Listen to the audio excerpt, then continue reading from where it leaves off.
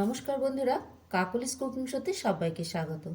আজ আমি আপনাদের সঙ্গে শেয়ার করছি একটা সিম্পল আর ডিলিশিয়াস চিকেনের রেসিপি, হাত মাখা চিকেন।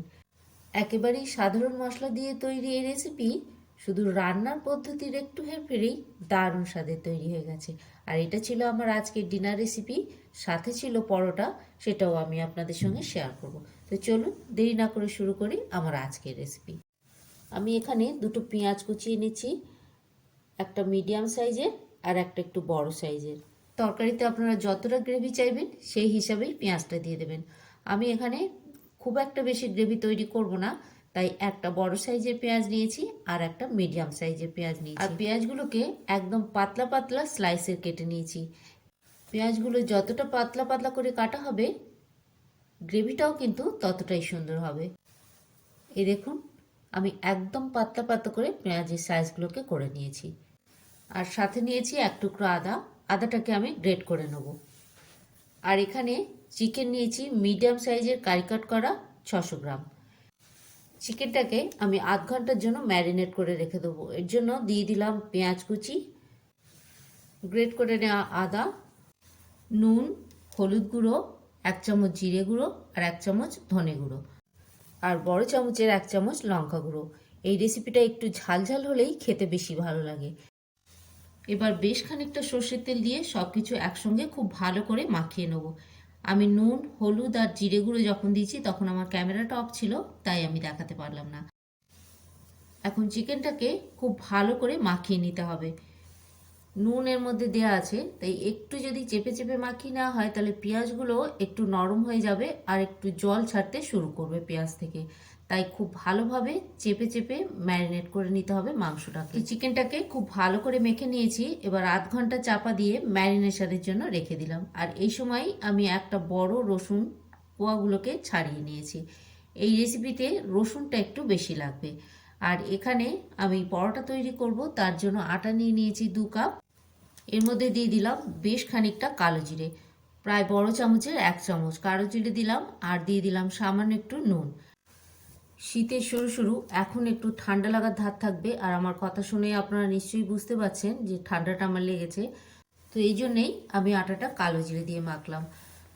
কোল্ড অ্যান্ড কাফের জন্য ঘরোয়া একটা রেমেডি কিন্তু কালো জিরে, দারুণ কাজ করে। ঠান্ডা লেগে যদি প্রচণ্ড সর্দি হয়, নাকটাগুলো আটকে যাচ্ছে বা নাক দিয়ে জল ঝরছে, এই এরকম একটা পরিস্থিতি যখন তৈরি হয়, তখন যদি গরম ভাতের সঙ্গে একটু ঘি বা কাঁচা সর্ষের তেলের সঙ্গে কালো জিরে খাওয়া হয় তাহলে কিন্তু খুব উপকার হয়। সে আপনি কালো জিরে কাঁচাই খান বা ভাজাই খান, দুটো যে কোনোভাবেই খেতে পারেন, দারুণ উপকার। বা আপনি যদি ভাত না খান তাহলে এইভাবে রুটির সঙ্গেও কালো জিরে খেতে পারেন, এতেও দারুণ উপকার হবে। কালো জিরের পরিমাণটা একটু বেশি দিতে হয়, তো এই জন্যই আমি কালো জিরে দিয়ে আটাটাকে মেখে নিলাম। আর খেতেও কিন্তু দারুণ লাগে, বেশ মুচমুচে হয়। তো এখন আমি আটাটাকে ঢাকা দিয়ে রেখে দেবো বেশ কিছুক্ষণ রেস্টে, আর চলে যাব চিকেনটাকে রেডি করতে। তো গ্যাসে কড়া বসিয়ে দিয়ে দিলাম সামান্য একটু সর্ষের তেল। যেহেতু চিকেনটা ম্যারিনেট করার সময় অনেকটাই তেল দেওয়া হয়েছে, তাই আমি এক্ষেত্রে অল্প একটু সর্ষের তেল দিলাম। আর এই রান্নাটা কিন্তু সর্ষের তেলেই ভালো হয়। এবার তেলটা একটু গরম হয়ে গেলে এর মধ্যে দিয়ে দিলাম 2টো তেজপাতা আর গোটা গরম মশলা ফোড়ন, এলাচ, দারচিনি, লবঙ্গ আর জয়িত্রী ফোড়ন দিয়ে দিলাম। এবার এর মধ্যে দিয়ে দিলাম বেশ খানিকটা কাশ্মীরি লঙ্কা গুঁড়ো। কাশ্মীরি লঙ্কা গুঁড়ো দিলে তরকারির রঙটা হবে খুব সুন্দর। একটু নেড়েচেড়ে নিয়ে দিয়ে দিলাম রসুন গ্রেট করে নেওয়া, হালকা একটু ভেজে নিলাম কাঁচা গন্ধ চলে যাওয়া পর্যন্ত। তারপরে এর মধ্যে দিয়ে দিলাম ম্যারিনেট করা চিকেনটা। একদম বেসিক মশলা দিয়ে তৈরি হলেও চিকেনের স্বাদটা হয় কিন্তু অপূর্ব। যেহেতু এটা ম্যারিনেট করা থাকে গুঁড়ো মশলাগুলো দিয়ে, গুঁড়ো মশলার গন্ধটা খুব সুন্দরভাবে চিকেনের মধ্যে ঢুকে যায়, তাই খেতেও খুব ভালো লাগে। এখন এর মধ্যে দিয়ে দিলাম 2টো আলু। আমি আলুগুলো ভেজে নিইনি, মশলার সাথে একসঙ্গে কষে নিলে আলুর কাঁচা গন্ধটা চলে যাবে আর মশলার গন্ধটা আলুর সঙ্গে সুন্দরভাবে ঢুকে যাবে। আমি এখানে চন্দ্রমুখী আলু ব্যবহার করেছি, যদি আপনারা জ্যোতি আলু নেন তাহলে কিন্তু আগে থেকে একটু ভাপিয়ে নেবেন। এবার যেহেতু পেঁয়াজটা কাঁচা দেওয়া হয়েছে, তাই মাংসটাকে কিন্তু এখন খুব ভালো করে নেড়ে নেড়ে কষিয়ে নিতে হবে। আর মাঝে মাঝে অল্প একটু সময়ের জন্য চাপা দিয়ে দিতে হবে। এইভাবে চাপা দিয়ে কষিয়ে নিয়ে চিকেনটা যখন অর্ধেক সেদ্ধ হয়ে যাবে, তখন এর মধ্যে দিয়ে দিতে হবে টমেটো। চিকেনটা অর্ধেক সেদ্ধ না হওয়ার আগে যদি টমেটো দেওয়া হয় তাহলে কিন্তু চিকেন সেদ্ধ হতে অনেক দেরি হবে, কারণ টমেটো যেহেতু টক, তাই যে কোনো টক জিনিস তরকারি সেদ্ধ হওয়ার প্রসেসকে অনেকটাই স্লো করে দেয়। তাই চিকেনটা অর্ধেক সেদ্ধ হওয়ার পর টমেটো দিলাম। এবার একটু নুন দিয়ে ভালো করে নাড়াচাড়া করে নিয়ে চাপা দিয়ে দেবো।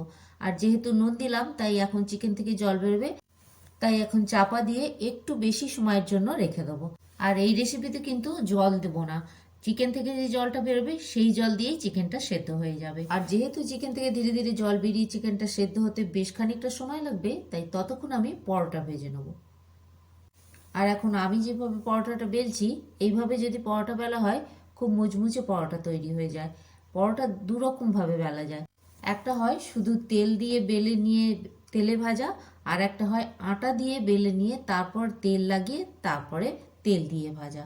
আর এই আটা দিয়ে বেলে তারপরে তেল লাগিয়ে যদি তেল দিয়ে ভাজা হয় তাহলে কিন্তু পরোটাগুলো খুব মুচমুচে হয়। বা আপনি তেল দিয়ে বেলে নেওয়ার পরও যদি ওপরে আটা ছড়িয়ে দেন তাহলেও কিন্তু পরোটাগুলো খুব মুচমুচে হয়। আর যেহেতু আমি সবসময় আটার পরোটাই করি, তাই চেষ্টা করি এইভাবে পরোটাগুলো করতে, তাহলে বেশ মুচমুচে হয়, খেতেও ভালো লাগে। আমার বাড়িতে ময়দা খুব একটা খাওয়া হয় না, লুচি রুটি পরোটা যাই বলুন না কেন আটা দিয়েই তৈরি হয়। তবে লুচিটা খুব কম খাওয়া হয়, কারণ আটা লুচি অনেকটা বেশি তেল টানে। তো পরোটা আর রুটি বেশি খাওয়া হয়, তাই যখন পরোটা করি এইভাবেই করি, বেশ মুচমুচে তৈরি হয়। আর আটার পরোটা তো খুব বেশিক্ষণ থাকেও না, শক্তও হয়ে যায়, একটু ঠান্ডা হলেই শক্ত হয়ে যায়।